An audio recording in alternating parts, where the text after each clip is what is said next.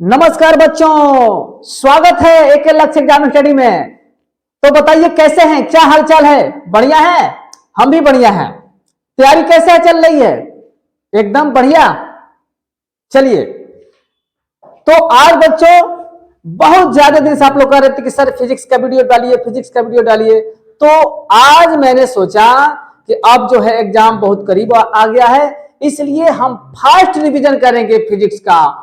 और पूरा फिजिक्स में जितने पार्ट है यानी 14 पार्ट है, सबका अध्ययन हम लोग मात्र सुबह शाम में कर लेंगे। यानी 14 जो चैप्टर हैं प्यारे बच्चों, उन 14 चैप्टर का पूरा सफाया कर देंगे।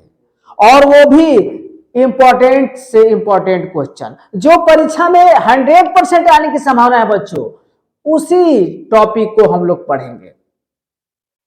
क्योंकि अब समय नहीं है कि हम लोग फालतू चीजों को यहां पढ़ें। बात समझ में आ रही है ना? मेरा मतलब क्या है? यानी जो परीक्षा में विगत सालों से कई बार लगातार पूछ रहा है, आ रहा है, उसी का हम लोग विधिवत पोस्टमार्टम करेंगे, उसका अध्ययन करेंगे, विश्लेषण करेंगे। कहने का मतलब यह है। तो उसी क्रम में फिजिक्स का पहला चैप्टर यानी वैद्युत क्षेत्र तथा आवेश लेकर आए हुए हैं। और इसमें वैसे क्वेश्चन हम डाले हैं जो 100% आने की संभावना है। और इस तरह से जितने इंपॉर्टेंट क्वेश्चन हैं सबका हम लोग विश्लेषण करते हुए, फास्ट रिवीजन करते हुए आगे बढ़ेंगे बच्चों। तो क्या आप लोग तैयारी हैं? आप लोग बिल्कुल तैयार हैं? तैयारी कर लिए हैं? कमर कस लिए हैं? तो चलिए तैयार हो जाइए, कॉपी पेन उठाइए और पूरे हमारे साथ रेडी हो जाइए तैयारी करने के लिए। तो चले बच्चे, चलिए। तो आज हम वैद्युत क्षेत्र तथा आवेश का पूरा रिवीजन करेंगे और उसमें से पहला है विद्युत आवेश। बच्चों ये देखने में तो बहुत ही नॉर्मल चीज है, विद्युत आवेश, आवेश यानी इलेक्ट्रिक चार्ज। आप कहेंगे सर कैसे ये हेडिंग ले लिए, परीक्षा में आएगा? हम भी जानते हैं परीक्षा में नहीं आएगा, ये परीक्षा में पूछता नहीं है। लेकिन इस चैप्टर को पढ़ने से पहले ये जानना जरूरी है बच्चों कि वैद्युत आवेश होता क्या है, इलेक्ट्रिक चार्ज होता क्या है, क्योंकि इसके बिना फिजिक्स अधूरा है। बात समझ में आ रही है ना? तो इसलिए प्यारे बच्चों वैद्युत आवेश को जानना जरूरी है। आवेश जिसको अंग्रेजी में चार्ज कहते हैं।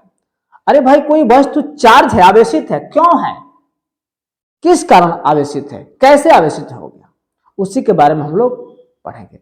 तो बच्चों आज हम बता दे रहे हैं कि किसी पदार्थ के आवेश का मतलब, यानी किसी पदार्थ के आवेश का मतलब यह हुआ कि किसी वैद्युत आवेश किसी पदार्थ का वह गुण होता है जिसमें वैद्युत क्षेत्र तथा चुंबकीय क्षेत्र उत्पन्न होता है। यानी वैद्युत क्षेत्र और चुंबकीय क्षेत्र के कारण ही उसमें आवेश उत्पन्न होता है। प्यारे बच्चों ये समझ जाइए। यानी यहां लिखा हुआ है ना कि वैद्युत आवेश किसी पदार्थ का वह गुण है जिसके कारण उसमें वैद्युत क्षेत्र तथा चुंबकीय क्षेत्र उत्पन्न होता है। यानी पदार्थ का एक गुण है जिसके कारण क्या उत्पन्न होता है, दोनों उत्पन्न होता है बच्चों, electric field and magnetic field. बात समझ में आ गई? यानी परिभाषा आपको रटना नहीं है बच्चों, रटना नहीं है, ये जानना जरूरी है। यानी एक गुण होता है पदार्थ का, ध्यान देंगे, पदार्थ का एक गुण होता है जिसमें वैद्युत क्षेत्र इलेक्ट्रिक फील्ड और चुंबकीय फील्ड यानी चुंबकीय क्षेत्र यानी मैग्नेटिक फील्ड उत्पन्न होता है, वो आवेश होता है। और आवेश को क्यों से निरूपित करते हैं बच्चों? आवेश को हम क्यों से निरूपित करते हैं, किससे निरूपित करते हैं प्यारे बच्चों? आवेश को हम क्यों से निरूपित करते हैं, यहां लिख दे रहे हैं। आवेश को क्यू से प्रदर्शित या निरूपित करते हैं, प्रदर्शित या निरूपित करते हैं। और यही आप लोग को स्पष्ट कर दें कि आवेश एक अदिश राशि है। कौन राशि है प्यारे बच्चों? आवेश एक अदिश राशि है। यह एक थोड़ा सा मिस्टेक हो जा रहा है लिखने में, यह एक अदिश राशि है। यह एक अदिश राशि है प्यारे बच्चों। कौन राशि है? अदिश राशि है। यानी कौन राशि है? अदिश यानी स्केलर क्वांटिटी। बात समझ में आ रही है? अदिश राशि, इसे क्यू से प्रदर्शित करते हैं और यह एक अदिश राशि है। अब यहां देखिए, थोड़ा सा आवेश के बारे में हम जान लें कि आवेश दो प्रकार के होता है। ये जानना जरूरी है बच्चों, भले परीक्षा में आए चाहे ना आए, लेकिन ये जानना इंट्रोडक्शन बहुत जरूरी है, फिर से पढ़ना है तो यह एक अदिश राशि है। और आवेश जो है दो प्रकार के होते हैं, यही हम आप लोगों को बता दें कि आवेश जो है दो प्रकार के होते हैं। आवेश दो प्रकार के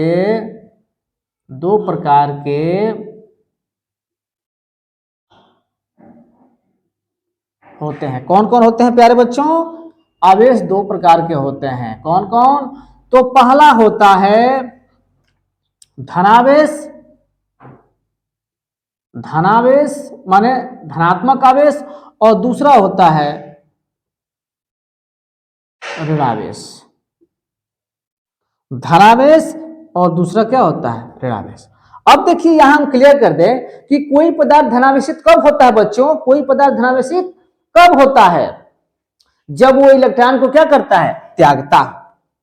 ध्यान देंगे यहां पे, जब इलेक्ट्रॉन का त्याग हो, यानी इलेक्ट्रॉन का त्यागना, त्याग, इलेक्ट्रॉन का त्यागना, इलेक्ट्रॉन का त्यागना क्या होता है? धनावेशित होता है, क्योंकि इलेक्ट्रॉन जो है ऋणावेशित होती है। और जब ऋण को हम त्याग देंगे, छोड़ देंगे, तो क्या होंगे? धनावेश हो जाएंगे ना। हमारे पास कर्जा है, अगर कर्जा हम दे दिए यानी हम त्याग दिए, तो क्या हो जाएंगे? हम धनी हो जाएंगे ना। बताइए, इस कंसेप्ट को समझ रहे हैं बच्चों? समझिए इसको, ठीक है ना। तो धनावेश का मतलब इलेक्ट्रॉन का त्यागना, और यहां देखेंगे, और ऋणावेश का मतलब इलेक्ट्रॉन का लेना, ग्रहण करना। भाई जितना कर्ज ले लो, जितना कर्ज लोगे, पैसा तो लोगे, लेकिन वो कर्जा रहा है ना, इसलिए क्या होगा? वो माइनस पे चलोगे, तो इसलिए ऋणावेशित हो गया। यानी इलेक्ट्रॉन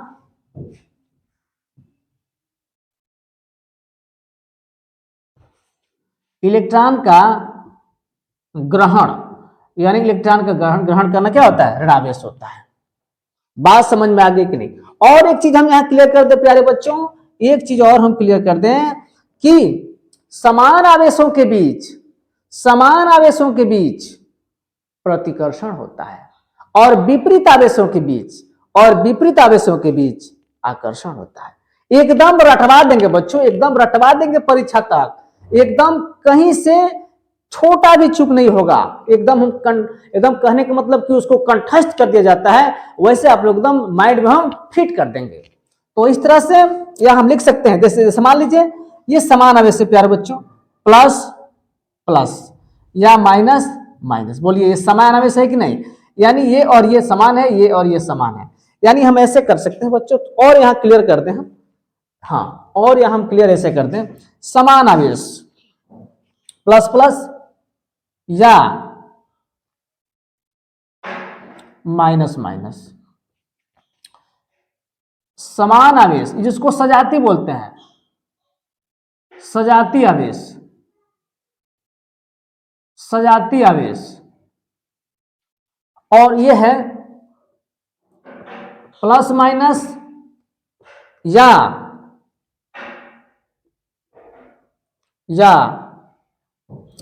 माइनस प्लस, इसको बोलते हैं विजाती आवेश। क्या बोलते हैं प्यारे बच्चों? विजाती आवेश, विजाती आवेश। तो प्यारे बच्चों यहां हम बता दें आप लोगों को कि जब सजाती होता है यानी प्लस प्लस आवेश समान हो, तो उन दोनों के बीच प्रतिकर्षण होगा बच्चों। यहां क्या लिखेंगे? प्रतिकर्षण, प्रतिकर्षण। और जब आवेश विपरीत होगा यानी विजातीय आवेश होगा, तो उन दोनों के बीच आकर्षण।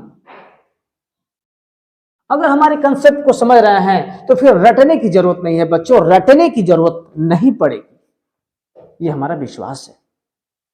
क्योंकि हर चीज रटा नहीं जाता है, कुछ दिमाग में फिट भी कर दिया जाता है कंसेप्ट के साथ। तो इस तरह से ये पूरा विद्युत आवेश के बारे में आप जान गया, क्योंकि ये जानना जरूरी है, परीक्षा में आए चाहे ना आए, क्योंकि स्टार्टिंग है, इस चैप्टर का वैद्युत क्षेत्र और आवेश का। बोलिए, समझ में आ रहा है ना?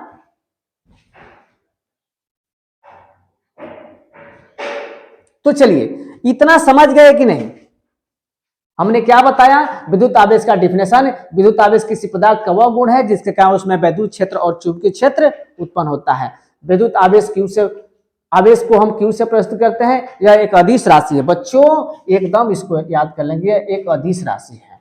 आवेश दो प्रकार के होते हैं, धनावेश और ऋणावेश। धनावेश का मतलब कि इलेक्ट्रॉन को त्याग रहा है। क्या कर रहे हैं बच्चों? इलेक्ट्रॉन को त्याग रहा है। और धनावेश का मतलब, ऋणावेश का मतलब इलेक्ट्रॉन ग्रहण कर रहा है। यदि कोई पदार्थ इलेक्ट्रॉन को ग्रहण करता है तो क्या है? ऋणावेशित है।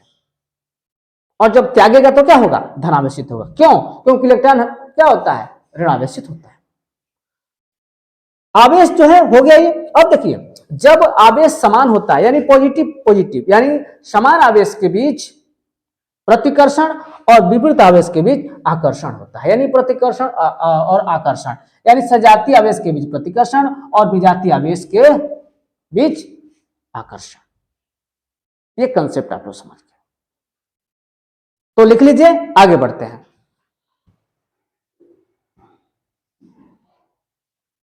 ठीक है, रफ करते हैं, उसके बाद से आगे बताते हैं। एकदम आप लोगों को परीक्षा तक एकदम इस चैनल से जुड़ जाइए, एकदम क्लियर करवा देंगे आप लोगों को, इसमें कोई थोड़ा सा भी दिक्कत नहीं आएगा।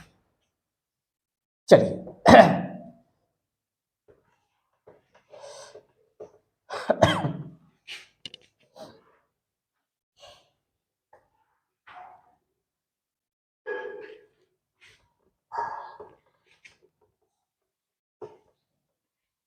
पहले चैप्टर से जितना क्वेश्चन बनने वाला है बच्चों, जितना इंपॉर्टेंट है सारा हम बता देंगे आप लोगों को, एकदम क्लियर कर देंगे परीक्षा के दिन तक।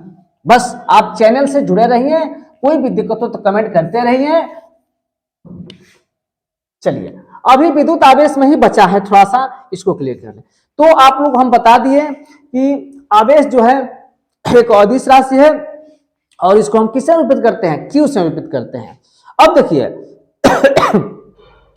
सूत्र होता है क्यू, इस Q equal to N E.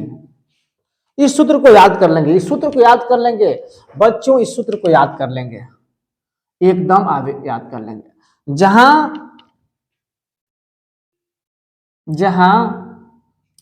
Is equal to 1.6 into 10⁻⁻90 Coulomb, यानी इलेक्ट्रॉन का आवेश है बच्चों। ये क्या है?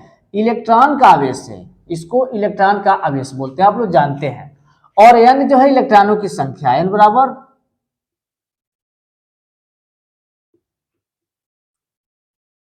इलेक्ट्रॉनों की संख्या, और क्यू आवेश है, आप लोग जानते ही, फिर भी लिख दे रहे हैं, क्यू बराबर आवेश, वैद्युत आवेश।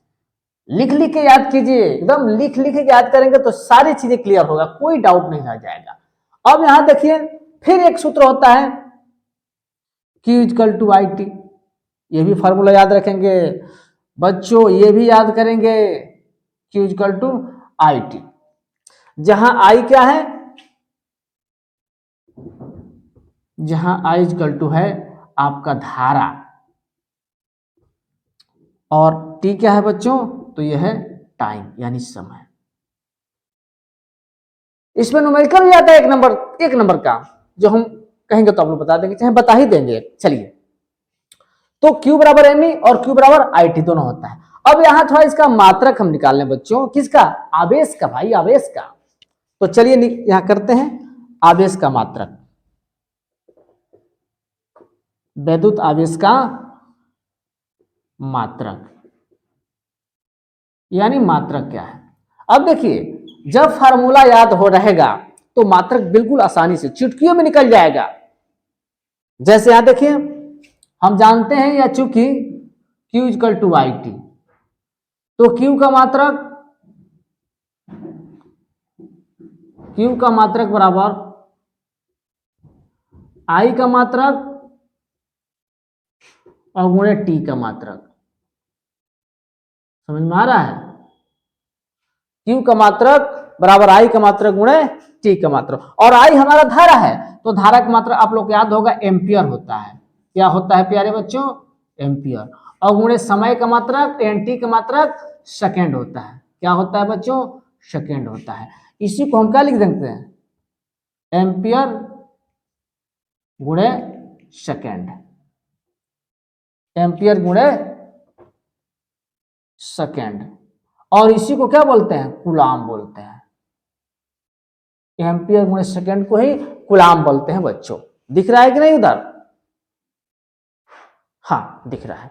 यानी एम्पियर गुणे सेकेंड को ही हम बच्चों क्या बोलते हैं? कूलाम बोलते हैं। यानी आवेश का मात्रा क्या हो गया? कूलाम हो गया, जिसे हम सी से निरूपित करते हैं। जिसे किससे निरूपित करते हैं बच्चों? सी से निरूपित करते हैं। सी से निरूपित करते हैं। तो इस तरह से आवेश का मात्रा क्या हो गया? कूलाम हो गया। सूत्र याद होगा, मात्रक बन जाएगा। बोलिए, क्लियर? अब थोड़ा इसका बीमा देख लेते हैं, क्योंकि बीमा भी पूछता है एक नंबर में बच्चों, याद कीजिए बीमा पूछता है। तो चलिए यहां कर लेते हैं, ये पूरा लिख लीजिए, फटाक से जल्दी लिखिए।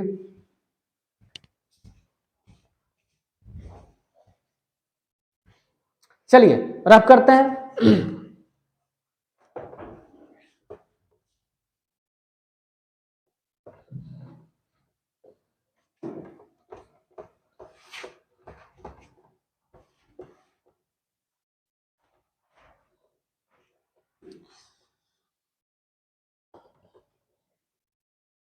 अब यहां जो है बीमा देखेंगे, यानी आवेश का बीमा। आवेश की बीमा, बीमा में देखेंगे बच्चों, चूंकि Q इक्वल टू होता है आई टी, तो इसका मात्रक होता है धारा, माने ये होता है एम्पियर, धारा है, इसका मात्रक होता है एम्पियर, और गुणे होता है ये सेकेंड। अब देखिए तो क्या होगा? एम्पियर के लिए हम क्या लिखते हैं? ए लिखते हैं, और टी के लिए, सेकेंड के लिए कैपिटल टी, यानी क्यू का बीमा क्या हो गया? ए टी हो गया। यानी क्यू की बीमा बराबर क्या हो गया बच्चों? A T. या इसी को हम क्या लिखेंगे? एम एल, एम के पावर 0, एल के पावर 0, एम एल टी और ए, क्योंकि एम एल ऐसे करके लिखे, ये लिखे चाहे ये लिखे, बात एक ही है। तो इसका बीमा हो गया। बीमा को बड़े कोष्टक में लिखते हैं, समझ रहे हैं ना आपको? ये तो समझ रहे हैं, तभी फर्स्ट डिवीजन होगा बच्चों, ये सब पढ़े हैं आप लोग। तो इस तरह से हमारा बीमा कंप्लीट हो गया। ये बीमा कंप्लीट हुआ, और आवेश कहने के मतलब आवेश हमारा कंप्लीट हो गया, क्योंकि आवेश कहीं पूछ जाता कभी नहीं पूछता है, इंपॉर्टेंट नहीं है, लेकिन जानना जरूरी है। हमने 10 मिनट टाइम इस पर बेस्ट इसलिए किया क्योंकि ये फिजिक्स का बेस है बच्चों, बेस है ये, ठीक ना? अब हम इसके आगे देखेंगे कूलाम का नियम। क्या देखेंगे बच्चों? कूलाम का नियम। एक सवाल इस पर कर लेते हैं, चलिए थोड़ा सा इस पर सवाल कर लेते हैं। हाँ एक और चीज हम कर लेते हैं, थोड़ा सा हमको याद आ गया, दिक्कत था थोड़ा सा, इसलिए हमको जाना पड़ा, है ना? तो यहां जो हम ये कह रहे थे कि आवेश का मात्रक तो कूलाम होता ही है, ये मात्रक छोटा मात्रक होता है। तो यहां लिखेंगे, यहां लिख देंगे नोट में कि कूलाम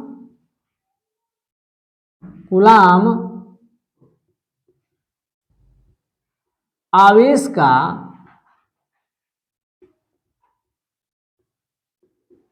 छोटा मात्रक है। एक बड़ा मात्रक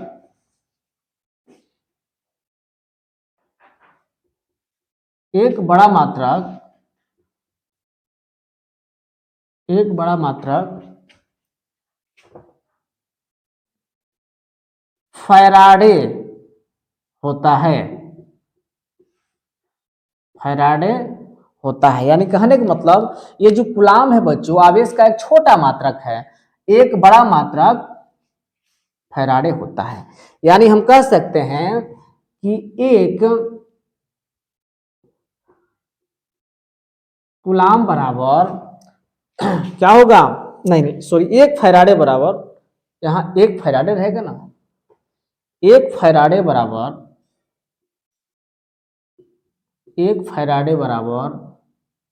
96,500 कूलाम होता है। इस चीज को याद रखेंगे बच्चों, ये पूछ भी सकता है, ठीक है? एक नंबर में पूछ भी सकता है कि एक फैराडे 1 बराबर है। चलिए बच्चों नोट कर लीजिए, नोट कर लीजिए फटाक से, ये मिलेगा नहीं कहीं।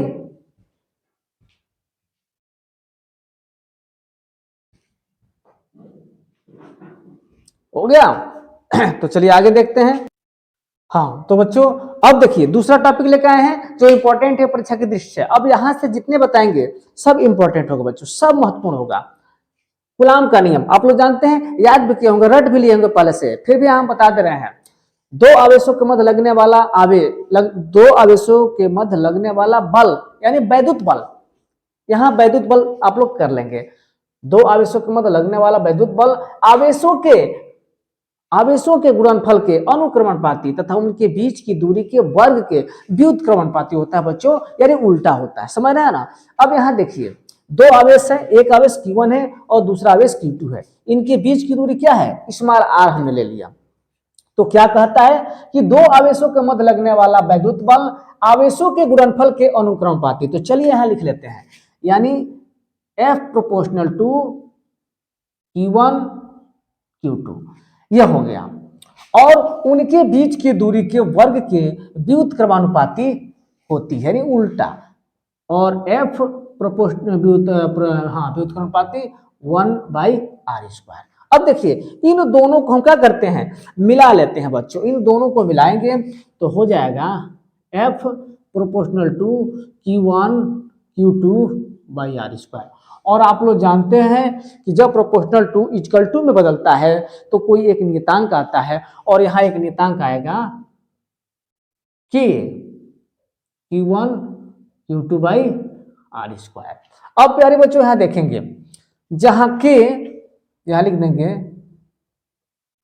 जहां K एक नियतांक है जिसे हम क्या बोलते हैं, वैद्युत स्थिर वैद्युत की नियतांक बोलते हैं। क्या बोलते हैं? जहां के एक नियतांक है जिसे हम स्थिर वैद्युत की नियतांक बोलते हैं, जहां के बराबर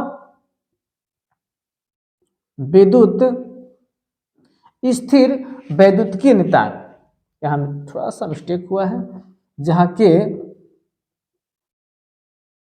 स्थिर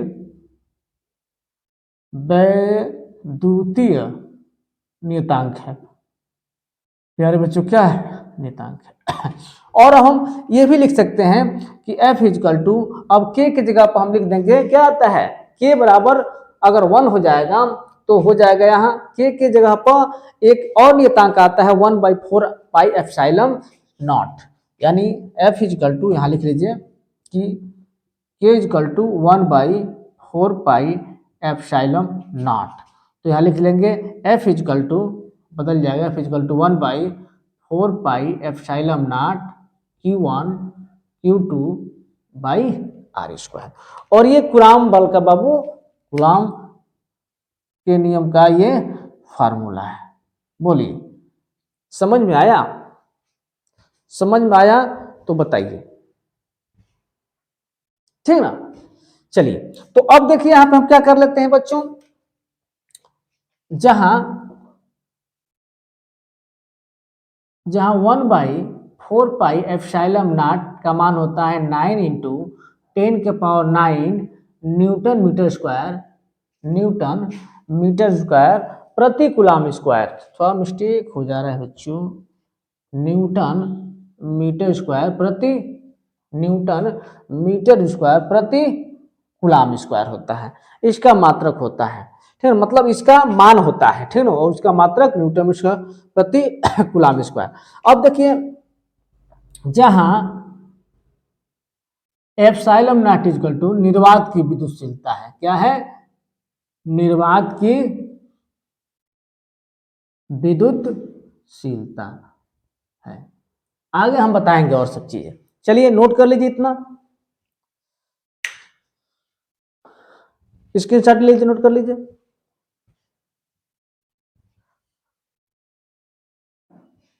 हो गया प्यारे बच्चों? हाँ तो प्यारे बच्चों हम बताए थे आप लोगों को कि F is equal to 1/4πε0 Q1 Q2/r², क्योंकि ये कूलाम बल का फार्मूला है। तो अब हम बताए थे कि ये जो है ε0 इसका मान जो होता है बच्चों हम डायरेक्ट बता दे रहे हैं, इसको हम क्या बताए थे, एप्सिलॉन नॉट। ये क्या है, तो निर्वात की विद्युतशीलता है बच्चों, क्या है, निर्वात की विद्युतशीलता, और इसका मान होता है 8.85 इंटू 10 के पावर -12 कूलॉम स्क्वायर प्रति न्यूटन मीटर स्क्वायर, ये होता है। अब इसकी बीमा थोड़ा देख रहे हैं, एप्सिलॉन नॉट की बीमा आप लोग याद कर लेंगे बच्चों। एप्सिलॉन नॉट की बीमा ये होता है, जैसे बीमा को आप जानते ही हैं कि हम बड़े कोष्टक में लिखते हैं प्यारे बच्चों, तो ये हो जाएगा m के पावर -1। कैसे होगा, इसको हम निकालेंगे तो निकल जाएगा बच्चों, इससे हम निकालेंगे, लेकिन इतना टाइम नहीं है, वह शार्ट वीडियो हम डालने का प्रयास कर रहे हैं यहाँ पे, इसलिए आप क्या करेंगे, निकाल लेंगे, हम डायरेक्टली हम बता दे रहे हैं कैसे होगा। तो इसका मान निकालने के लिए पक्षांतर करेंगे, और पक्षांतर करके हम एप्सिलॉन नॉट का बीमा निकाल लेंगे। 4 पाई का बीमा नहीं होता है, बस होता है इसका इसका इसका, और हम मात्रक निकाल के इसकी बीमा निकाल लेंगे। तो हम डायरेक्ट यहाँ लिख दे रहे हैं बच्चों कि एप्सिलॉन नॉट की बीमा ml m के पावर -1 और m के पावर -1 और l के पावर -3, और होता है a स्क्वायर और t के पावर 4, a स्क्वायर और t के पावर 4, ये बीमा होता है बच्चे, चूंकि हम निकाल कर रखे हुए हैं, आप लोग को बता दिए। और इसका जो मान होता है इतना होता है, कितना होता है यहाँ देख लेंगे, 8.85 इंटू 10 का पावर -12 होता है बच्चों, 12 होता है। तो इस तरह से ये आप लोगों का इतना कवर हो गया, इतना कवर हो गया, बस इतना आप लोग याद रखेंगे, आपका काम बन जाएगा। अब हम लोग देखते हैं वैद्युत क्षेत्र, क्योंकि चैप्टर ही है, आवेश हमने समझा, वैद्युत क्षेत्र समझना पड़ेगा, परीक्षा में आए या न आए इसको समझना पड़ेगा। तो यह है वैद्युत क्षेत्र। चलिए वैद्युत क्षेत्र को यहां देखते हैं।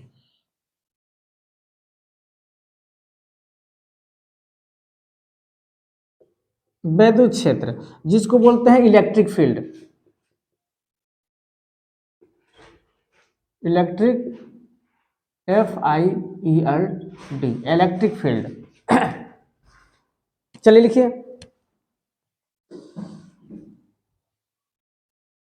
हाँ बच्चों, तो हम कह रहे थे बीमा तो हम लोग पढ़ लिए। अब देखिए वैद्युत क्षेत्र क्या होता है। वैद्युत क्षेत्र, वैद्युत क्षेत्र का मतलब होता है कि किसी न किसी का एक क्षेत्र होता है बच्चों।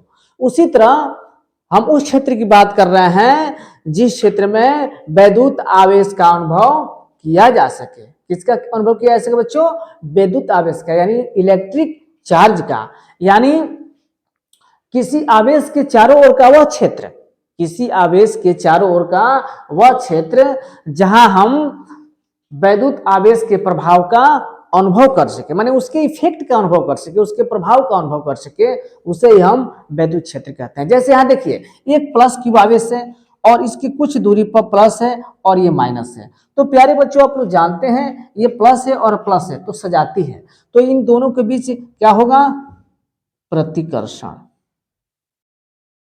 प्रतिकर्षण होगा। और ये प्लस है ये माइनस है, इन दोनों के बीच क्या होगा, आकर्षण। तो ये यहाँ इसका क्षेत्र है जहां हम अनुभव कर सके। इसके बाहर वाला क्षेत्र का अनुभव नहीं किया सकते, इसके बाहर वाला क्षेत्र इसके क्षेत्र से बाहर है, तो इस तरह से हम इस क्षेत्र के अंदर ही अनुभव कर सकते हैं। तो ये क्या होगा, आपका वैद्युत क्षेत्र हो जाएगा बच्चों। क्या होगा, वैद्युत क्षेत्र होगा। चलिए, तो उम्मीद है कि इसको समझ रहे हैं। चलिए नोट कर लीजिए।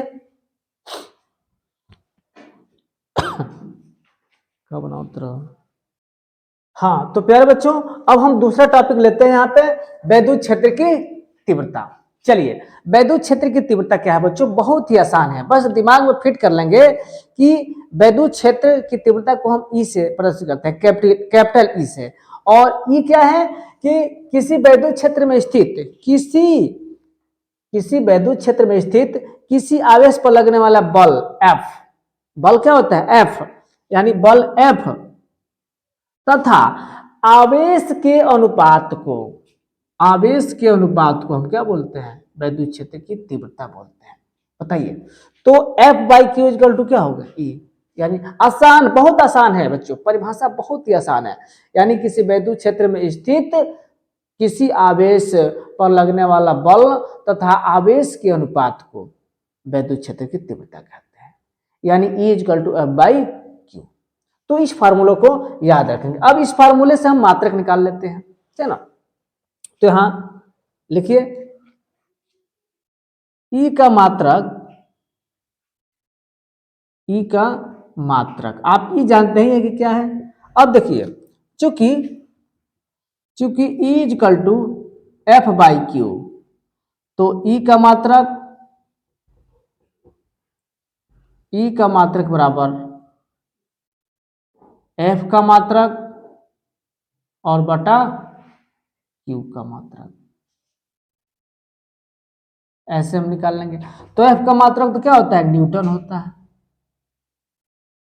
और आवेश का मात्रक कूलाम होता है, तो न्यूटन प्रति कूलाम हो गया। इसका मात्रक न्यूटन प्रति कूलाम हो गया बच्चों, न्यूटन प्रति कूलाम हो गया। अब देखिए एक तो ये हो गया बच्चों, एक तो ये हो गया। अब इसके अतिरिक्त एक और मात्रक होता है जो यहीं पर क्लियर कर रहे हैं, तो लिखिए अन्य मात्रक, ई का अन्य मात्रक, ई का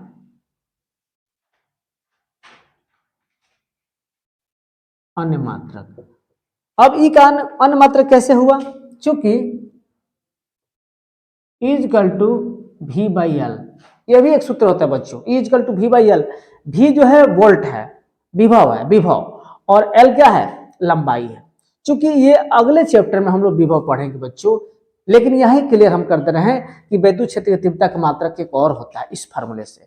किस फार्मूले से, equal to V by L के फार्मूले से, equal to V by L के फार्मूले से। और ये किसके फार्मूले से था, equal to F by Q के फार्मूले से, F equal to F by Q के फार्मूले से। इस फार्मूले से इसका मात्रक क्या होगा, न्यूटन प्रति कूलाम, और इस फार्मूले से इसका मात्रक क्या हो जाएगा, भी। आप लोग पढ़े ही होंगे, भी विभव, और विभव का मात्रक क्या होता है, वोल्ट होता है। तो यहां लिख देंगे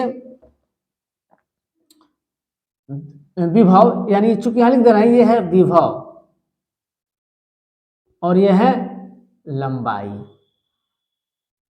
है ना। तो इसका मात्रक हो जाएगा वोल्ट, विभव का मात्रक होता है वोल्ट, ये हो जाएगा प्रति मीटर, यानी इसका मात्रक एक और हो गया वोल्ट प्रति मीटर या न्यूटन प्रति कूलाम, दोनों लिख लीजिए बच्चों, दोनों लिख लीजिए। तब यहां बीमा हम निकाल दे रहे हैं बच्चों, ठीक ना, ई की बीमा, ई की बीमा, और ई की बीमा के लिए बस इसी सूत्र का प्रयोग कर देंगे, आ जाएगा। फिलहाल हम लिख दे रहे हैं बीमा, ये हो जाएगा एम एल, यानी हो जाता है एम एल टी के पावर -3 और ये के पावर -1। ये बच्चों बीमा है, इससे आप लोग निकाल सकते हैं बच्चों, इससे निकाल लेंगे, कोई दिक्कत नहीं है, ठीक ना। चलिए लिख लीजिए,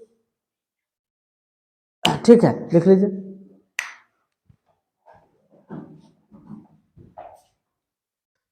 हाँ, तो यहां हम बता रहे थे बच्चों कि वैद्युत क्षेत्र की तीव्रता, तो वैद्युत क्षेत्र की तीव्रता equal to F by Q होता है और equal to V by L भी होता है। उसके अनुसार दो उसका मात्रक हो गया, एक होता है न्यूटन प्रति कूलम और एक होता है वोल्ट प्रति मीटर। तो दोनों मात्रों को याद रखें। अब देखिए किसी बिंदु आवेश के कारण वैद्युत क्षेत्र की तीव्रता का फॉर्मूला याद रखेंगे, क्योंकि एक नंबर में पूछ देता है बच्चों।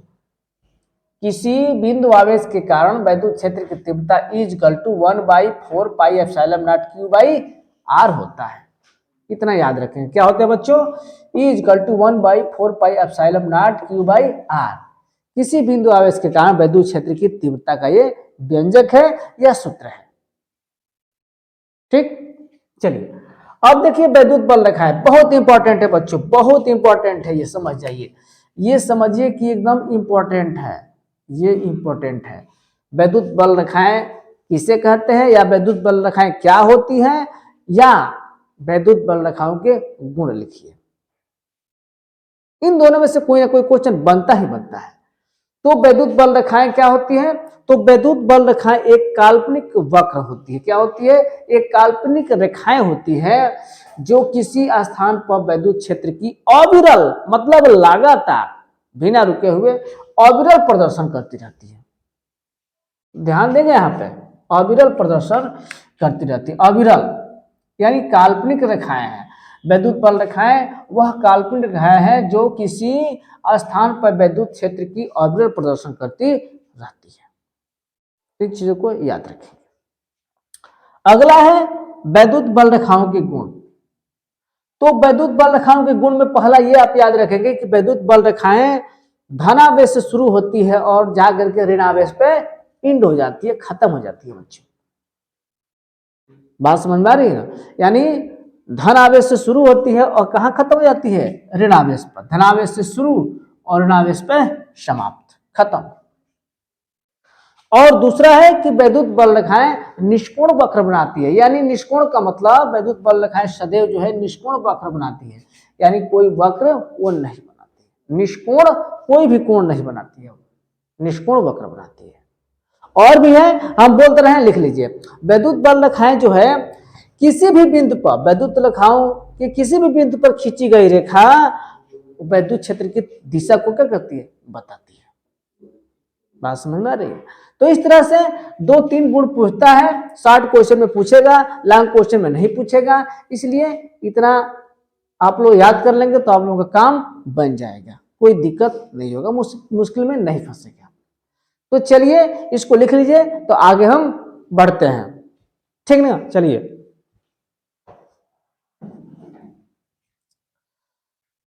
हाँ, तो बच्चों अब अगला जो टॉपिक है वो है वैद्युत द्विध्रुव आघूर्ण। तो वैद्युत द्विध्रुव आघूर्ण क्या होता है? वैद्युत द्विध्रुव आघूर्ण, देखिए जैसे स्पष्ट हो रहा है कि इसका द्विध्रुव, 2 ध्रुव होता है। तो इसका मतलब कि किसी एक आवेश का परिमाण, इसके हम परिमाण से मतलब है हमको, ठीक है?